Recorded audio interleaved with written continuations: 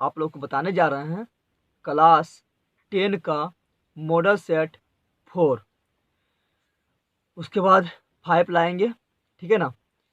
अगर आप लोग मेरे चैनल पर नए हैं तो मेरे चैनल को सब्सक्राइब कर ले, अपने दोस्तों के बीच भी शेयर कर दें, जिससे कि वो भी कुछ लाभ प्राप्त कर सके। क्योंकि आप लोग को एग्ज़ाम 21 फरवरी से है, तो 21 फरवरी से पहले आप लोग के दोस्तों के पास ये फैला दें। चलो स्टार्ट करते हैं। तो पहला क्वेश्चन हम लोग का है, प्रथम 4 समप्राकृत संख्या का माध्य होगा। प्रथम बोल रहा है, ध्यान देना है, प्रथम यानी स्टार्टिंग से। तो सम संख्या कहाँ से स्टार्ट होता है? 2 से। कहाँ से होता है? 2 से। और 4 कितना बोल रहा है? प्रथम 4 बोल रहा है, तो 2 होगा, फिर दूसरा होगा 4, 6, 8। ये हुआ प्रथम मेरा 4 प्राकृतिक संख्या। और इसका माध्य क्या होता है? माध्य होता है सभी संख्या को जोड़ दो, जितना संख्या फिर उससे भाग दे दो, सभी को जोड़ो। तो 2 और 4 6, 6 6 12, 12 और 8 12 8 20। और संख्या टोटल कितना है? 1 2 3 4। तो 4 से डिवाइड कर दो, और डिवाइड करेंगे कितना आएगा मेरा? 4 5 20। तो आंसर मेरा होगा 5 इज करेक्ट। तो माध्य बराबर होता है जितना संख्या दिया हुआ है सभी को जोड़ो, और कितना संख्या है उससे भाग दे दो। तो यहाँ संख्या कितना है? 1 2 3 4, 4 से भाग दिए। नेक्स्ट देखते हैं, बिंदु -4 और -6 की चतुर्थांश में। तो हम लोग जानते हैं चतुर्थांश क्या होता है? 4 होता है, पहला चतुर्थांश होता है प्लस प्लस, दूसरा होता है माइनस प्लस, तीसरा होता है माइनस माइनस, चौथा होता है प्लस माइनस। तो यहाँ देख रहे हैं आगे माइनस पीछे माइनस, 2 माइनस है। 2 माइनस किस में आ रहा है? तृतीय पाद में आ रहा है, तो मेरा होगा तृतीय पाद। तो तृतीय चतुर्थांश करेक्ट, ठीक है ना। नेक्स्ट देखते हैं, निम्नलिखित में से कौन परिमेय संख्या है? ये तो √5 और √5 के वर्गमूल नहीं निकलेगा। प्लस में अगर गुणाम रहता तो ये हो जाता मेरा परिमेय, क्योंकि गुणाम होता तो रूट के बदली रूट खत्म 5 लिखा जाता। ये 21 का भी नहीं निकलेगा, 7 का भी नहीं निकलेगा, 7 या 21 होगा, 3 का वर्गमूल नहीं निकलेगा, इसलिए ये मेरा अपरिमेय है। यहाँ ध्यान देने वाला बात यहाँ पर है क्या? 11 गुना 11, जब दो संख्या गुना में हो, रूट में हो तो गुना होने पर क्या होता है? रूट खत्म हो जाता है, उसके बदले लिखाता है 11। क्या लिखाता है? 11। रूट 11 इंटू 11 लिखाएगा, तो 11 मेरा क्या है? परिमेय संख्या है, और ये मेरा अपरिमेय है। तो आंसर सी इज करेक्ट, क्योंकि सी मेरा परिमेय संख्या है, इसका वैल्यू 11 आ रहा है। नेक्स्ट देखते हैं, नेक्स्ट मेरा है सेक 45 का मान होगा। सेक 45 का मान होगा, तो सेक 45 का मान कितना होता है? सेक 45 का मान होता है √2। कितना होता है? √2। तो √2 होगा, कितना होगा? √2, ठीक है ना। नेक्स्ट देखते हैं, द्विघात समीकरण a² + bx + c बराबर 0 के मूल वास्तविक और असमान होगा। ध्यान देना है, वास्तविक और असमान। वास्तविक और असमान कब होता है? जब d का मान बड़ा होता है 0 से, तब होता है वास्तविक और असमान। और d बराबर होता है b² - 4ac। तो हम बोल सकते हैं b² - 4ac का मान जब बड़ा होगा 0 से होगा तो वास्तविक तथा समान। तो देखो यहाँ पर b² - 4ac, यहाँ ध्यान देना है, b² - 4ac का मान बड़ा है 0 से, इधर मुँह खुला हुआ तो बड़ा है 0 से, इसका मान होगा वास्तविक तथा असमान। बराबर होगा, d का मान बराबर होगा 0 से, यानी b² - 4ac का मान बराबर होगा 0 के, तो उसका मान तो वास्तविक होगा, लेकिन यहाँ समान है इसलिए समान होगा। तो इसका मान होगा वास्तविक तथा समान। जब d बराबर 0 तो मूल का मान वास्तविक तथा समान। और जब छोटा हो जाएगा ये जो मेरा है b² - 4ac, अर्थात d छोटा हो जाएगा 0 से, तो वो काल्पनिक हो जाता है, इसको बोलते हैं अवास्तविक तथा असमान। तो जब d छोटा है 0 से, तो उसका मूल का जो प्रकृति होता है वो होता है वास्तविक तथा असमान, जिसको काल्पनिक भी बोलते हैं। नेक्स्ट ध्यान देना है, दो वृत्तों की त्रिज्या का अनुपात a अनुपात b है, तो उनके क्षेत्रफलों का अनुपात क्या होगा? ये हम बता चुके काफी बार कि त्रिज्या का अनुपात दिया रहा है तो उसका क्षेत्रफल का अनुपात क्या करते हैं? उसका वर्ग करते हैं। क्या करते हैं? वर्ग। तो वर्ग कर दो, a का स्क्वायर और b का स्क्वायर, ये मेरा हो जाएगा क्षेत्रफल का अनुपात। नेक्स्ट देखते हैं, sin theta minus cos theta का whole square plus sin theta plus cos theta का होल स्क्वायर बराबर पूछ रहा है कितना होगा? तो इसका होगा 2। कैसे होगा? यहाँ ध्यान देना, आप लोग को पता है, अगर a - b का होल स्क्वायर पर तोड़ें, इसको a + b का होल स्क्वायर पर तोड़ेंगे तो अपने खुद आएगा। चलो हम तोड़ के दिखाते हैं, तो आप लोग को देखो, इसको हम तोड़ेंगे a - b के होल स्क्वायर पर, तो क्या होगा? sin square theta plus cos square theta, और फिर a - b का होल स्क्वायर, तो a² + b² - 2, ये मेरा कितना है? sin थीटा, और b मेरा कितना है? कोस थीटा, ये होगा। अगर इसको तोड़ते हैं तो a + b के होल स्क्वायर बराबर क्या होगा? a² + b² + 2ab। अब ध्यान देने वाला बात यहाँ है, sine square theta plus cos square theta बराबर होता है 1, ये दोनों जोड़ में है तो यहाँ जोड़ देना है। फिर sine square theta plus cos square theta बराबर होता है 1, और ये माइनस में और ये प्लस में खत्म हो जाएगा तो 1 1 कितना होगा 2, कितना होगा 2। तो आंसर मेरा होगा यहाँ पर 2।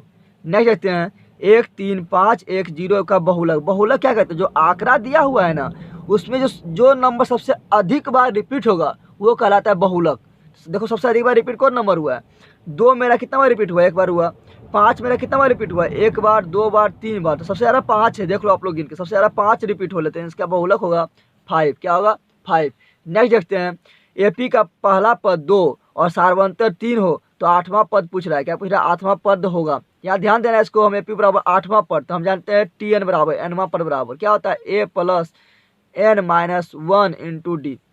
यहाँ पर एन क्या है 8, कितना है 8, 8वां पद निकालेंगे तो ए मेरा पहला पद कितना है, ए होता है पहला पद है 2 2 दे दो यहाँ, प्लस एन कितना है 8, क्योंकि 8 में से 1 जाएगा बचेगा 7, और डी कितना है सार्वंतर कितना है 3, कितना है 3, 7 या 21 21 और 2 21 और 2 कितना होगा 23। तो आंसर सी इज करेक्ट।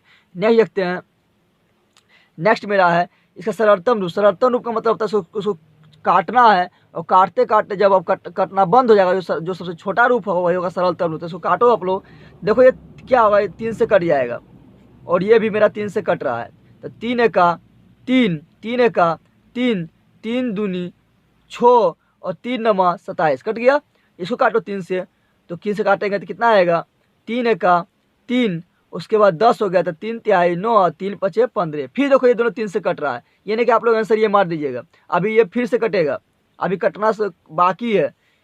सरलतम रूप होता है सबसे अंतिम तो जाना है, जब तक कटेगा तब तक काटते रहना है, ठीक है ना। तब देखो फिर 3 से कट रहा है तो काट दो इसको, 3 चौक 12 और 3 तिहाई 9, 3 चौक 12 और 3 तिहाई 9, इसको 3 से काटो, इसका होगा 3 चौक 12 3 पचे 15, 43 बटा 45, 43 ऊपर और नीचे 45। तो आंसर ए इज करेक्ट।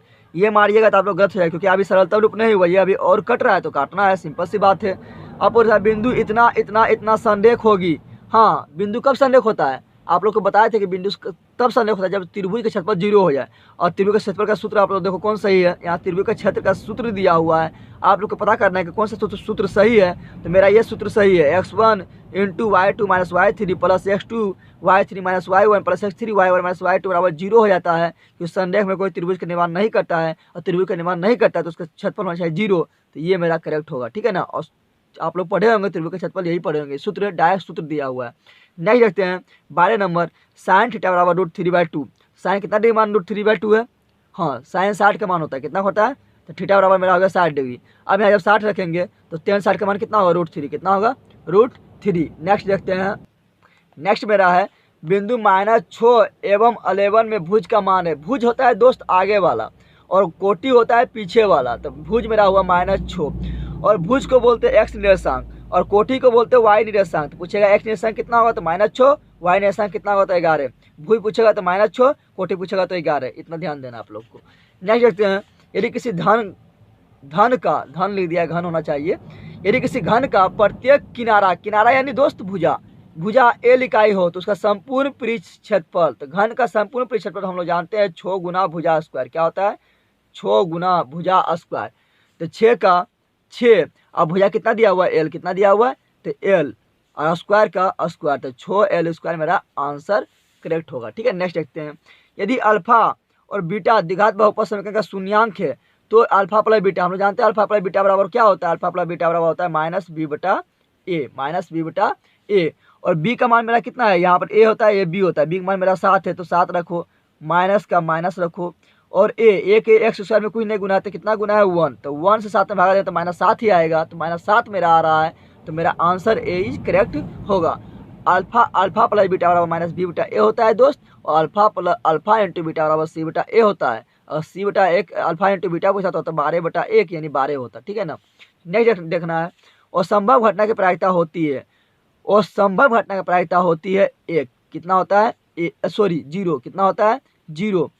जैसे आप लोग को पासा दे दिया, लूडो की गोटी को पासा बोलते हैं, पासा दे दिया है, पूछेगा आपको कि इसको उछालने पर 7 आने पर आता है, क्या पासा में 7 होता है, क्या 7 नहीं होता है, तो 7 आने पर आता है क्या असंभव है, ये क्या है असंभव, यानी 7 आएगा नहीं, यानी उसका प्रायिकता होगा 0, यानी असंभव घटना प्रायिकता होगा मेरा 0, ठीक है ना। नेक्स्ट देखते हैं, और निश्चित घटना प्रायिकता कितना होता है 1, कितना होता है 1। प्रायिकता जो है 0 से छोटा नहीं होगा और 1 से बड़ा नहीं होगा, वो 0 हो सकता है, 1 हो सकता है और उसके बीच में हो सकता है, ठीक है ना। नेक्स्ट देखते हैं, इतना मान पूछ रहा है, देखो ये सब गुणाम है, किसमें है गुणाम है। तो जब गुणाम रहे या भाग में रहे तो हम चेक करते हैं क्या। अब 46 का मान पता नहीं है, 27 का मान पता नहीं है, 44 का मान पता नहीं है, तो हम क्या चेक करते हैं कि कौन दो को मिलकर 90 पर पूरा रहा है। तो 46 और 44 ये दोनों मिलके 90 पूरा रहा है, तो ये दोनों का मान हो जाएगा 1। कितना हो जाएगा 1। ये हम काफ़ी बार बता चुके हैं, जब गुणाम रहेगा भाग में रहेगा तो यही करना है, ये सभी गुणाम है। और ये दोनों मिलकर देखो फिर 90 पूरा रहा है, तो इसका भी मान हो जाएगा 1। और सब गुणाम है तो 1 × 1 कितना होगा 1। तो आंसर बी इज करेक्ट। आप लोग बदल के बना सकते हैं, लेकिन ये यहाँ जो टीम आ रहा है तो टाइम पार करने से कोई फायदा नहीं है, इस तरह हम काफ़ी बार तुम लोग को बता चुके हैं। अगला देखते हैं, त्रिभुज ABC तथा त्रिभुज DEF में दिया हुआ है कि संगत भुजा क्या है का अनुपात 3/5 है। तो क्षेत्रफल का अनुपात, सिंपल सी बात है, बात कर रहे थे त्रिज्या भी हो तो उसका स्क्वायर करते क्षेत्रफल निकालने के लिए। यहाँ पर भुजा का अनुपात दिया हो तो उसका भी क्षेत्रफल निकालने के लिए क्षेत्रफल का अनुपात निकाले क्या करेंगे स्क्वायर करेंगे। तो 3/3 कितना होगा मेरा 9 होगा, और 5/5 कितना 5/25 होगा, तो 9:25 होगा। क्या होगा 9:25। अगर यहाँ ऊंचाई का अनुपात भी दिया रहता है तो वही वर्क करते हैं, माय रेखा का अनुपात भी दिया रहता है तो क्षेत्रफल का अनुपात निकालने के लिए हम वर्क करते हैं, ठीक है ना। ये सभी ध्यान रखना है क्योंकि इस पर भी क्वेश्चन आता है। निम्नलिखित में कौन समांतर श्रेणी नहीं है। समांतर श्रेणी में क्या था, दो लगातार पदों का अंतर समान होता है और समान रूप से बढ़ता है। तो देखो 21 और 21, 42, 42, 21, 63, 63 और 21, 84 समान रूप से बढ़ रहा है, तो ये मेरा समांतर श्रेणी है। 11 और में से 2 गया 9, 9 में से 2 गया 7, 7 में 2 गया 5, समान रूप से घट रहा है, 2 का अंतर है, ठीक है ना। तो ये भी मेरा समांतर श्रेणी है। 5 में 2 जुटा 7, 7 में 2 जुटा 9, 9 में 2 जुटा 11, तो ये भी समान रूप से बढ़ रहा है, 2 का अंतर है, तो ये समांतर श्रेणी है। लेकिन ये मेरा समांतर श्रेणी नहीं है, क्यों, क्योंकि इसमें 2 पदों का अंतर समान नहीं है। देखो 0.33 में अगर 0.3 हम घटाते हैं तो आंसर होगा 3 का 3 में से 3 जाएगा 0.0, इतना आया। अब हम अगर इसमें से इसको घटाते हैं, देखो आप लोग को लिख के हटा रहे हैं 3 3 3, उसके बाद क्या है इसको हटा रहे हैं 2 वाला, 3 में से हम दूसरा घटा रहे हैं, तो आंसर क्या आएगा 3, 3 में से 3 जाएगा 0, 3 में से 3 जाएगा 0, पॉइंट क्या पॉइंट है 0 0। देखो दोनों अंतर समान है क्या, यहाँ दशमलव के बाद 0 और 3 है, यहाँ दशमलव के बाद 2 0 है, यहाँ दशमलव के बाद 1 ही 0 है, अंतर देखो समान नहीं है, इसलिए मेरा समांतर श्रेणी डी मेरा समांतर श्रेणी नहीं है। नेक्स्ट देखते हैं, नेक्स्ट मेरा क्या पूछ रहा है, महत्तम साहवर्तक SCF पूछ रहा है। ध्यान देना है दोस्त कि जब हम SCF निकालते हैं ना तो दोनों में जो मैच करते हैं उसको लिखते हैं, ठीक है ना। और तो देखो यहाँ 3 इसमें भी है 3 इसमें भी है, लेकिन यहाँ पर हम जब SCF लिखेंगे तो सबसे कम घात जिसका रहेगा उसको हम लिखेंगे, ठीक है ना। तो 3 पे पावर यहाँ 3 है, 3 पे पावर यहाँ 2 है, तो हम लिखेंगे 3 पे पावर 2 वाला, ठीक है। फिर यहाँ 2 पे पावर 1 है, यहाँ 2 पे पावर 2 है, तो 1 कम वाला लिखेंगे 2। और यहाँ 5 पर 1, 5 पर 1, 5 तो दोनों जगह समान है तो कोनो एक ठो लिख दो चलेगा। तो देखो 3 × 9, 2 के 2, 5 का 5, और 9 दूनी 18, 18 5 90, तो इसका आंसर आ रहा है मेरा 90। अगर दोस्त अगर पूछता है इसका LCM, क्या पूछता है LCM, तो LCM में क्या करता है बड़ा वाला घात लिखा जाता है। ध्यान देना, बड़ा वाला घात, दोनों में जो सबसे बड़ा घात रहेगा उसको चुनेंगे। तो यहाँ पर बड़ा घात क्या है, ये हो जाता है मेरा 3 पे पावर 3, तो इसका होता है कितना 27। और इसमें बड़ा घात कौन है 4, क्या है 2 पर पावर 1 कम है, 2 पर पावर 2 ज़्यादा है, तो ये वाला हम चुनते हैं, ठीक है ना। अब 5 तो दोनों में समान है, तो मेरा LCM हो जाता है, मेरा LCM मेरा क्या होता है देख लो, आप लोग को बता रहे हैं। LCM मेरा हो जाता है 3 पे पावर 3 गुना, ये दोनों में कौन जा रहा है, दोनों में 2 जा रहा है तो 2 वाला, और ये दोनों तो दोनों समान है, तो ये मेरा LCM होता है। इसको गुना करने पर आप लोग को जितना आएगा वो मेरा LCM होता है। लेकिन LCM में बड़ा घात वाला लेते हैं और SCF में छोटा घात वाला, ये ध्यान देना आप लोगों को। साइन A बराबर कोस A, तो tan A का मान है, सिंपल सी बात है कि साइन और कोस का बराबर होता है 45 डिग्री के मान पर दोनों बराबर होता है। जब 45 डिग्री मान होता है तो दोनों बराबर होता है। टेन कोट का बराबर होता है 45 डिग्री के वैल्यू पर दोनों बराबर होता है। सेक और कोसेक का बराबर होता है जब दोनों का वैल्यू 45 डिग्री होता है। तो सिंपल सी बात है, यहाँ ए मेरा होगा 45 डिग्री तब बराबर होगा, तो ए मेरा 45 डिग्री हो रहा है, तो यहाँ पर 45 डिग्री रखेंगे तो टेन 45 का मान कितना आता है 1, तो 1 इज करेक्ट। ऐसे आप लोग इसको हल करके निकाल सकते हैं, कोस को या साइन को किसी को बदलिएगा तो 45 ही आएगा। लेकिन हम लोग ऑब्जेक्टिव मार रहे हैं तो थोड़ा दिमाग लगाना है आप लोग को जल्दी करने के लिए। निम्नलिखित में कौन द्विघात समीकरण है? द्विघात समीकरण का शर्त है दोस्त, हम लोग को पहचानना है कि कौन द्विघात समीकरण है। द्विघात समीकरण हम लोग पहचानने के लिए सिंपल सा नियम जानते हैं। देखो ये नियम है मेरा नियम क्या है, अगर चर में तो समझ रहे हैं आप लोग, अगर एक्स है या वाई है तो वो मेरा कराएगा चर, ठीक है ना। तो चर अगर मेरा बटा के रूप में है तो द्विघात समीकरण नहीं होगा। चर के पर अगर पावर माइनस के रूप में है तो वो मेरा द्विघात समीकरण नहीं होगा। अगर चर मेरा रूट के अंदर है तो वो मेरा द्विघात समीकरण नहीं होगा। तो अब हम लोग चेक करते हैं। देखो यहाँ चर क्या है, रूट के अंदर है, तो ये मेरा द्विघात समीकरण नहीं होगा। यहाँ चर देख रहे हैं क्या है, बटा में है, तो ये मेरा द्विघात समीकरण नहीं होगा। यहाँ पर देख रहे हैं क्या, मेरा चर मेरा क्या है, बटा के रूप में है, नीचे है, तो ये मेरा द्विघात समीकरण नहीं होगा। लेकिन यहाँ पर देखते हैं ये तीनों में से कोई नियम तो फॉलो नहीं कर रहा है, तो ये मेरा द्विघात समीकरण होगा। ठीक है ना, आप लोग को इतना पता करना है। अगला देखते हैं दोस्त, अगला है क्या, एक सिक्के को एक बार उछाला जाता है तो शीर्ष आने की प्रायिकता, शीर्ष यानी हेड, तो हेड कितना होता है शीर्ष एक सिक्का में, एक होता है। तो हम प्रायिकता बराबर होता है संभावित मान, संभावित मान कितना है, एक है, क्योंकि हेड तो एक ही आ सकता है। और कुल कुल मान क्या है, हेड आ सकता है या टेल आ सकता है, दो है। तो संभावित मान बटा टोटल मान, तो 1/2।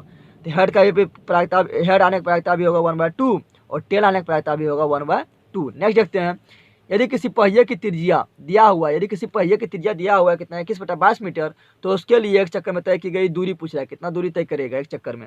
एक चक्कर यानी एक चक्कर मतलब क्या हुआ कि एक चक्कर में पहिया एक चक्कर पूरा करेगा, यानी वह क्या वृत्त, जैसे पहिया ये मानो है, तो एक चक्कर घूमेगा तो क्या करेगा, अपना परिधि पर नहीं घूमेगा, तो इसका परिधि निकालना है परिधि। तो एक बार एक चक्कर घूरेगा तो इसका एक बार परिधि निकालना है, 2πr। अब यहाँ निकाल दो इसका मान, तो 2 पाई का मान कितना 22/7 और r का मान कितना दिया है 21/22, कितना दिया हुआ है 21/22, यही दिया हुआ ना। और 22 से 22 कैंसिल और 7 से 7 या 21 कैंसिल, तो 3 दूनी मेरा हो रहा है 6 मीटर। कितना हो रहा है दोस्त, 6 मीटर। नेक्स्ट देखते हैं, बहुपद का शून्यक है, बहुपद का शून्यक है, तो काफी इजी है। शून्यक यानी x का मान निकालना है, तो x का मान अगर हम x, यहाँ देखो यहाँ ध्यान देना है, 3x + 4 यही दिया हुआ है ना। x का मान निकालते हैं, x को हम यही पार रहने दो और 4 को उधर ले जाएंगे तो क्या होगा, -4, क्या होगा -4। हम मेरा x का मान निकालना है तो इसको यही पार रहने देंगे और 3 को ही पार लेगा, 3 यहाँ गुना में ये पार आएगा तो मेरा भाग में होगा, तो -4/3 होगा, तो -4/3 मेरा बी नंबर है, तो बी इज करेक्ट।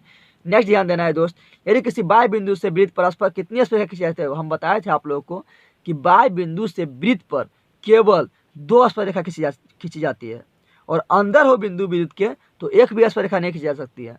ठीक है ना, अगर कोई भी बिंदु नहीं दिया हो, सिर्फ बोले कि स्पर्शरेखा पर कितनी वृत्त पर कितनी स्पर्शरेखा खींची जा सकती है, तो अनंत होगा। ठीक है ना, तो इतना आप लोगों को ख्याल रखना है, ये तीनों काफी इंपॉर्टेंट पॉइंट है। नेक्स्ट क्वेश्चन देखते हैं। नेक्स्ट क्वेश्चन मेरा है, समीकरण का दिया हुआ है, पूछा मूल क्या होगा, तो मूल का प्रकृति यहाँ पूछा, प्रकृति निकालने के लिए हम सबसे पहले डी चेक करते हैं। ठीक है ना, तो डी बराबर मेरा क्या होता है दोस्त, डी बराबर मेरा होता है b² - 4ac। तो b मेरा कितना है, ये इसके साथ जो गुना रहेगा, जो संख्या गुना रहेगा वो a कहलाएगा, इसके साथ जो गुना रहेगा वो b कहलाएगा, ये मेरा c है। तो b के y के साथ क्या गुना है, कोई नहीं तो 1 है, तो b मेरा 1 का स्क्वायर 1 होगा, माइनस का -4 का 4a, इसके साथ क्या गुना है, कुछ नहीं तो 1 है, तो a मेरा 1 हुआ। और c मेरा कितना है 5, कितना है 5। और देखो सिंपल सी बात है, 1 - 4 × 5 = 20 करेंगे तो मेरा आएगा -19, और -19 जो है दोस्त वो मेरा क्या है डी, और डी मेरा क्या है -19 जो है मेरा वो क्या है, छोटा है 0 से क्या है, छोटा। हम लोग जानते हैं कि जब डी का वैल्यू 0 छोटा आता है तो वो अवास्तविक होता है, क्या होता है, यानी वास्तविक नहीं होता है, तो ये होगा वास्तविक नहीं, और वो समान हल होता है, क्या होता है। और जब डी बड़ा आ जाएगा, जब डी क्या आएगा, बड़ा आएगा 0 से, तो उसको होता है वास्तविक तथा वो समान। ठीक है ना, और जब डी बराबर आएगा 0 से क्या, तो वो वास्तविक तो होगा लेकिन उसका वैल्यू समान हो जाएगा, क्योंकि यहाँ पर समान है। नेक्स्ट क्वेश्चन देखते हैं, 2 धन पूर्णांक a तथा b के लिए यदि a बराबर b³ + r, तो बताना है कि r जो है वो कहाँ से कहाँ तक वेरी, उसका मान जो है कहाँ से कहाँ तक वेरी करेगा। तो आप लोग पढ़ेंगे सबसे फर्स्ट चैप्टर में वास्तविक संख्या में कि r जो है वो क्या होता है, r मेरा 0 के बराबर भी होता है, 0 से बड़ा भी होता है, और b से लेकिन हमेशा एक छोटा होता है, क्या होता है, छोटा, b से हमेशा क्या होता है, छोटा। तो ये मेरा d इज करेक्ट। नेक्स्ट यहाँ दोस्त ध्यान देना, ये मेरा भाग में है, बताते भाग या गुना में हो और मेरा मान पता नहीं हो, 64 का मान कितना होगा पता नहीं है, 26 का मान कितना होगा पता नहीं है, तो देखना है ये दोनों का जोड़ योगफल 90 हो रहा है क्या, हाँ 90 हो रहा है, तो 90 में हो रहा है तो इसका आंसर होगा 1। कब, जब भाग में हो या गुना में हो, तो इसका आंसर होगा 1। तो यहाँ भाग में है, बटा में है, भाग में है, सिंपल सी बात है।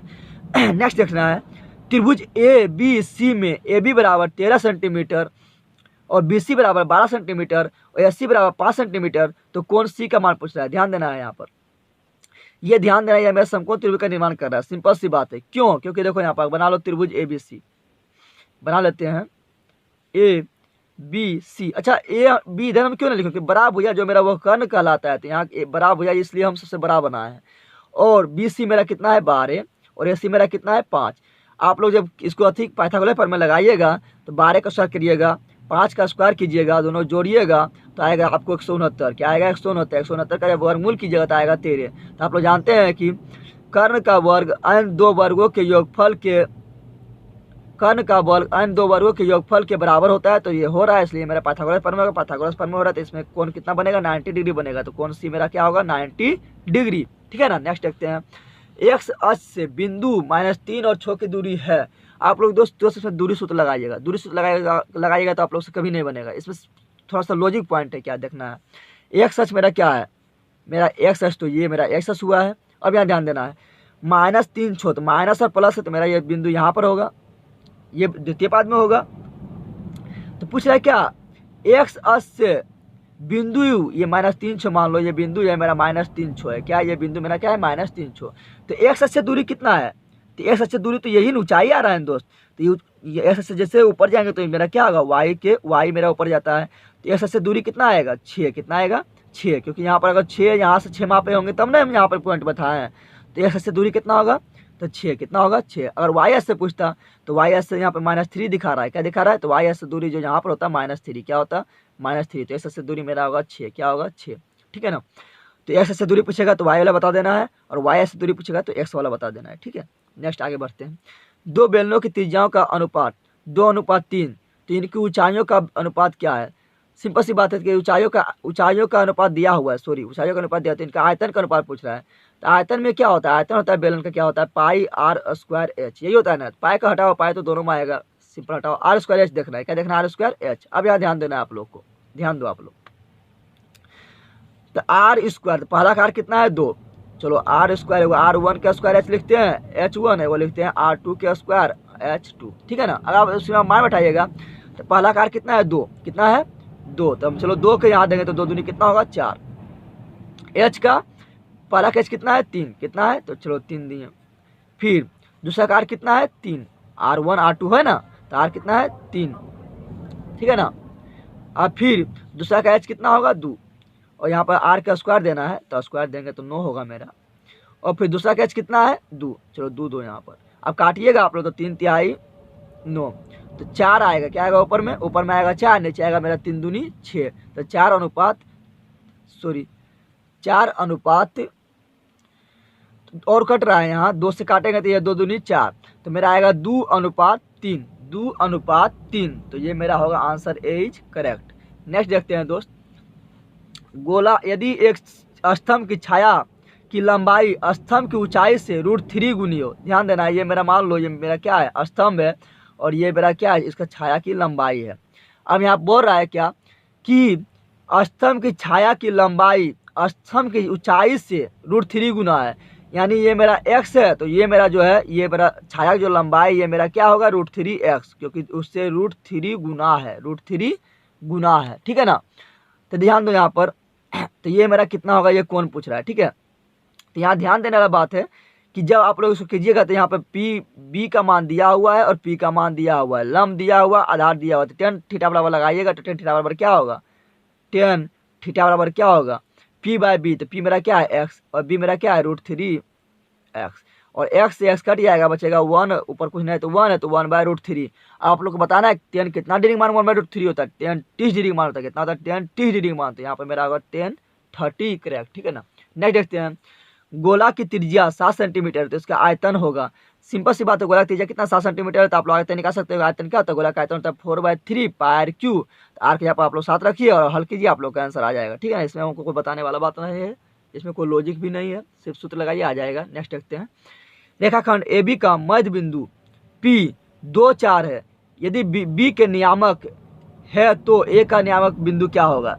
यहाँ पूछ रहा है। अब ध्यान देना है यहाँ पर, यहाँ थोड़ा देखो बोलना क्या चाह रहा है। बोलना वो चाह रहा है कि रेखाखंड ए बी, जो रेखाखंड हम ए बी लेते हैं, क्या लेते हैं? ए बी का मध्य बिंदु, मान लो ये मध्य बिंदु मेरा है, ये कितना है? 2 4, और ये मेरा पी है। क्या है? पी। मध्य बिंदु यदि बी के नियामक दिया हुआ है, इसका नियामक दिया हुआ है कितना? 6 8। कितना दिया हुआ है? 6 8। तो ए का नियामक बताना है। इसका नियामक क्या होगा? इसका मान लो XY, नहीं पता तो XY मानो। अब हम लोग जानते हैं कि मध्य बिंदु बराबर क्या होता है? मध्य बिंदु बराबर मेरा होता है x1 जो x2/2। x नहीं ऐसा, मध्य बिंदु बराबर x बराबर क्या होता है x1 जोड़ x2 बटा 2 और y बराबर होता है मध्य बिंदु का y1 जोड़ y2 बटा 2 और ये मेरा क्या है मध्य बिंदु का निर्देशांक, ठीक है ना।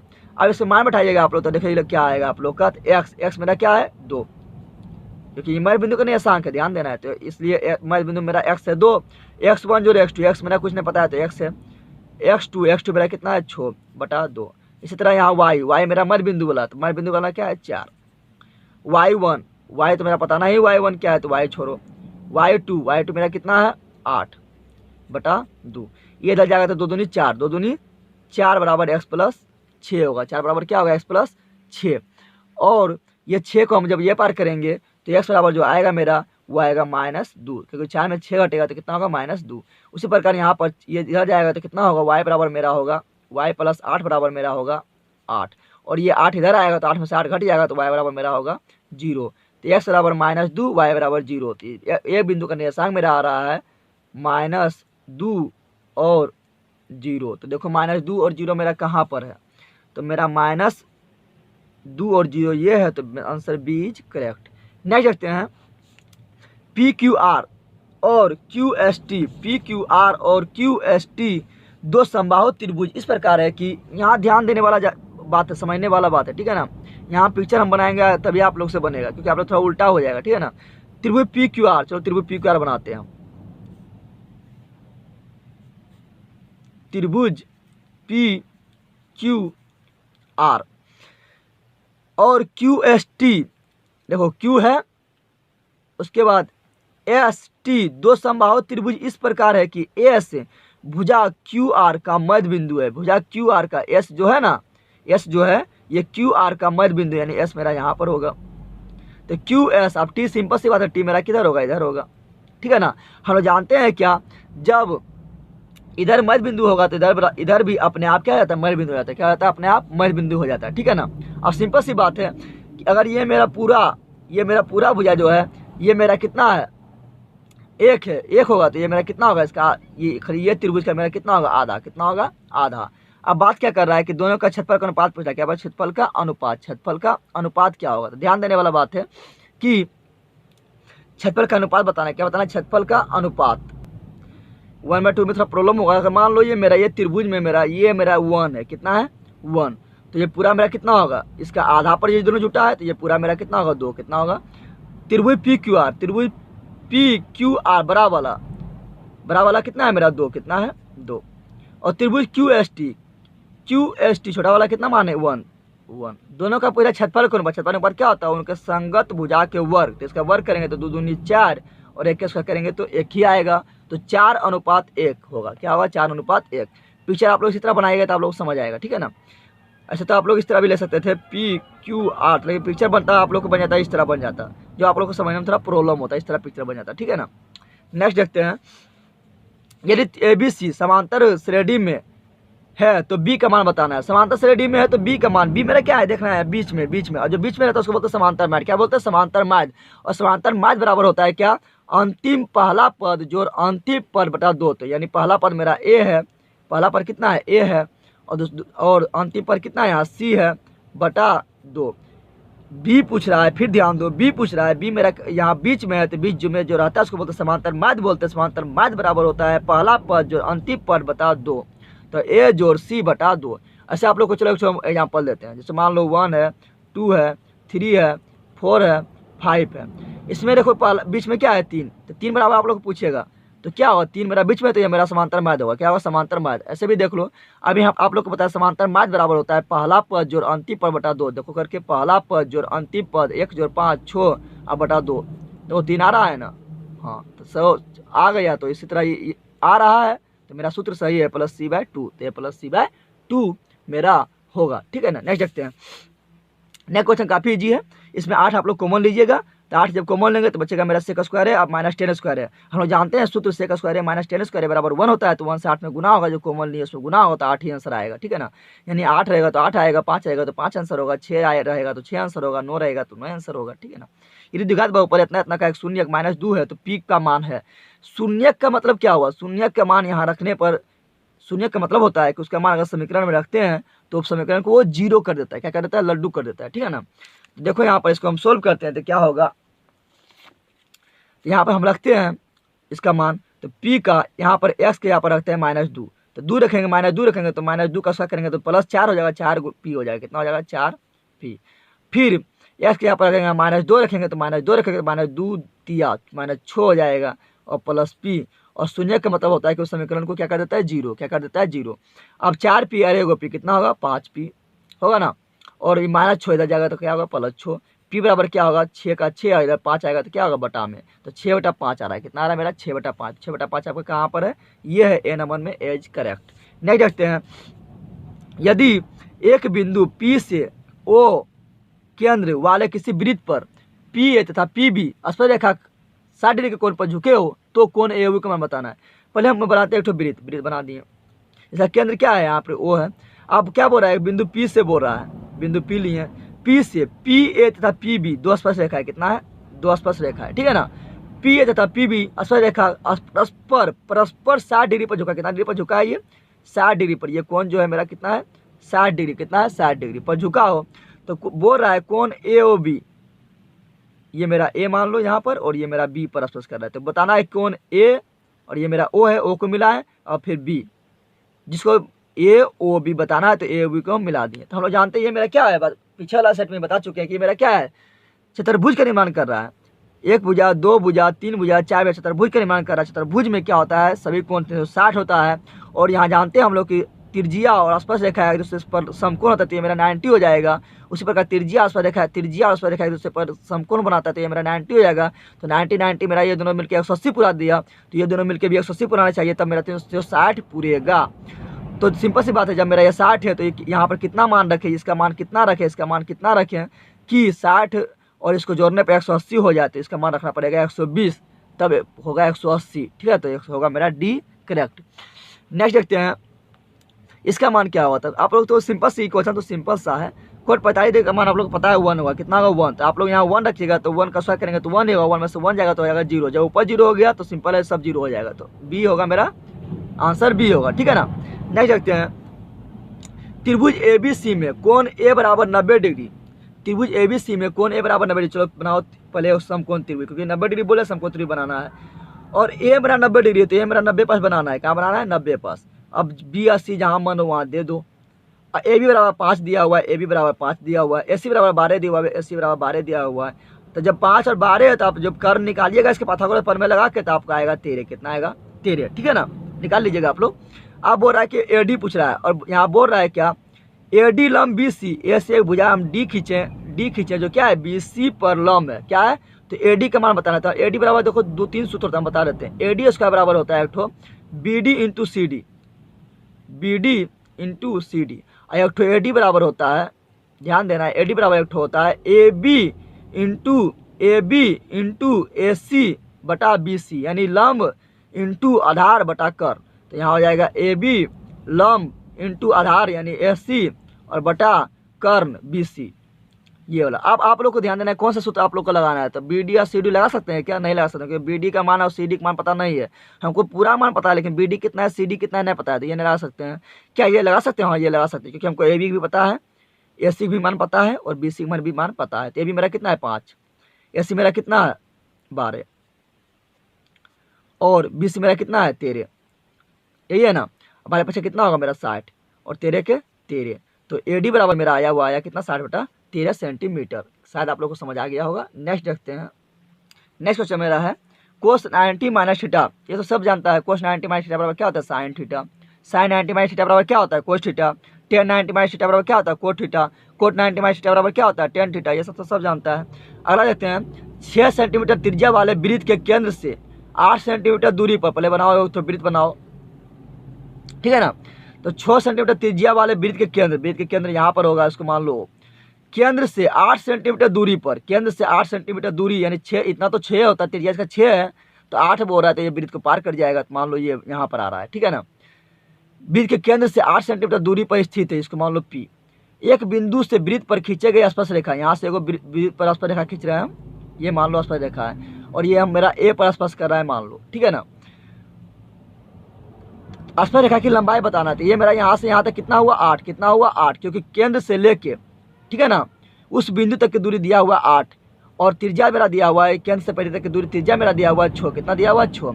हम लोग जानते हैं क्या कि त्रिज्या और स्पर्श रेखा दोनों एक दूसरे पर 90 डिग्री पर झुका होता है। 90 डिग्री कौन बनाता है? तो मेरा 90 हो गया। जैसे मेरा 90 होता है मेरा क्या होगा? कर्ण। क्या होगा? कर्ण। हम लोग पाइथागोरस प्रमेय जानते हैं क्या? पाइथागोरस प्रमेय से हम लोग जानते हैं कि कर्ण स्क्वायर बराबर क्या होता है? लंब स्क्वायर जोड़ आधार स्क्वायर। तो कर्ण स्क्वायर बराबर 8 64 बराबर क्या होगा? 6 का स्क्वायर ने 36 जोड़ ये वाला ये हो जाएगा, ये मेरा हो जाएगा क्या? लंब हो जाएगा, ये हो जाएगा आधार। आधार यानी AP स्क्वायर। क्या होगा? AP square. अब हम 36 को इधर लाएंगे तो मेरा घटेगा, तो हो जाएगा मेरा 36 में 64 में जब 36 घटेगा तो आएगा मेरा कितना? 14 में से 6 गया 8 और 6 में से 3 जाएगा, यानी यहाँ बचेगा मेरा 5 में 2 28। कितना बचेगा? 28। और इधर मेरा बच गया AP स्क्वायर। 36 इधर आएगा घटेगा 64 में तो मेरा बचेगा 28। 28 को हम फिर स्क्वायर इधर आएगा तो मेरा हो जाएगा √28 बराबर AP। ठीक है ना। और 28 का जब वर्गमूल करेंगे तो होगा मेरा 7 चौक 28, 7 चौक 28 और 4 का वर्गमूल ये होता है 2 और 7 का वर्गमूल नहीं निकलेगा तो हो जाएगा 2 और 7 मेरा अंदर ही रह जाएगा। 7 का वर्गमूल नहीं निकलेगा, 7 का तो वर्गमूल मेरा निकल जाएगा लेकिन 7 का वर्गमूल नहीं निकलेगा, 7 मेरा अंदर हो जाएगा तो मेरा होगा 2√7। तो 2√7 यानी C मेरा क्या होगा? करेक्ट। क्या होगा? करेक्ट। ठीक है ना। नेक्स्ट देखते हैं निम्नलिखित में किसका मान √2 के बराबर है? √2 का मान कोस 30 का मान होता है कितना?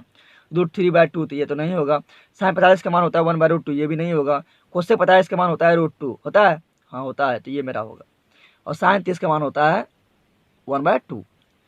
ये बोल रहा है क्या कि ये दोनों ST समांतर QR, ये दोनों मेरा क्या है? समांतर है। क्या है? तो बोल रहा है मेरा x का वैल्यू क्या होगा बताना है। तो जानते हैं थेल्स प्रमेय से जब त्रिभुज की दो भुजा इस तरह समांतर होता है तो उसका संगत भुजा क्या होता है? अनुपातिक। यानी AS/SQ बराबर PT/TR होगा। क्या होगा? TR। चलो इसको हम सोल्व करते हैं। देखिए आप लोग, तो क्या होगा मेरा? PS यानी 4/SQ यानी x-4 बराबर PT यानी 8/TR यानी 3x-9। यही होगा ना। अच्छा क्रॉस मल्टीप्लाई करो, क्रॉस मल्टीप्लाई करेंगे तो क्या होगा? 3 चौक 12x और 9 चौक 36 और ये गुना होगा जाता है 8 × x 8x और 4 8 32। आप सॉल्व कीजिएगा आप लोग तो 12x और 8 इधर को लेकर आओ, 8x को इधर लेकर आओ तो 12x में से 8x घट जाएगा, बचेगा मेरा 4x। उसी प्रकार यह मेरा क्या है? -32। क्या है? -32। ये ई पार जाएगा तो मेरा हो जाएगा +36। क्या होगा? +36। तो 4x बराबर क्या होगा? -32 में से सॉरी दोस्त यहाँ पर 19 है, ये मेरा 19 है, 19 है तो यहाँ 19 होगा। तो 19 इधर जाएगा तो 1936 नहीं, 19 चौक कितना होगा? 19 चौक मेरा 19 चौक होता है 76। कितना होता है? 76। और जब 76 मेरा इधर जाएगा तो होगा +76। क्या होगा? +76। अब बात क्या है कि 6 ये दोनों तो घट जाएगा, 6 में से 2 जाएगा कितना बचेगा? 4। कितना बचेगा? 4 और 7 में 3 जाएगा कितना बचेगा? 4। प्लस में 44 बचेगा, प्लस में क्या बचेगा? 44। तो x बराबर मेरा क्या होगा? 44/4 काट देंगे तो x बराबर मेरा आएगा 11। कितना आएगा? 11। x बराबर कितना आएगा? 11। तो 11 मेरा आंसर होगा इसका। ठीक है ना। तो 11 मेरा करेक्ट होगा। नेक्स्ट देखते हैं अर्धवृत्त का कोण होता है। अर्धवृत्त का कोण यानी समझ रहे हैं आप लोग इसे? ये मेरा क्या है? अर्धवृत्त यानी जब हम व्यास से उसको काट के 2 भाग में अलग कर देंगे, व्यास द्वारा काट के 2 भाग में अलग करेंगे तो वो मेरा बनेगा अर्धवृत्त। तो अर्धवृत्त से मतलब जब व्यास द्वारा जो कोण बनता है कहीं भी वृत्त पर वो मेरा 90 डिग्री होता है। तो इसका आंसर होगा मेरा क्या? 90 डिग्री कहीं नहीं दिया हुआ है। अर्धवृत्त का कोण मेरा 90 डिग्री होता है। कितना होता है? 90 डिग्री, याद रखना। अर्धवृत्त का कोण कितना होता है? 90 डिग्री। नेक्स्ट मेरा है इतना के बीच की दूरी। तो बीच की दूरी का आप लोग तो जानते हैं कि x1 - x2 का whole square plus y1 - y2 का होल स्क्वायर √100 x1 - x2 का whole square plus y1 - y2 का होल स्क्वायर। तो x1 - x2, तो x1 में से x2 करेंगे तो मेरा आएगा -3 का स्क्वायर करेंगे तो मेरा होगा 9। फिर y1 - y2 -5 में से -4 करेंगे तो माइनस माइनस दोनों है तो जुट जाएगा, मेरा होगा -9 का स्क्वायर करेंगे तो होगा 81 और 81 और 9 जोड़ देंगे तो मेरा कितना हो रहा है? 90। कितना हो रहा है? 90। कितना हो रहा है? 90। और 90 का वर्गमूल इसको लिख सकते हैं हम क्या? 10। इसको लिख सकते हैं हम 10 गुना 9। 9 का तो वर्गमूल मेरा निकल जाएगा, 9 का वर्गमूल निकल जाएगा 3, लेकिन 10 का वर्गमूल नहीं निकलेगा, 10 मेरा अंदर रहेगा तो होगा मेरा 3√10।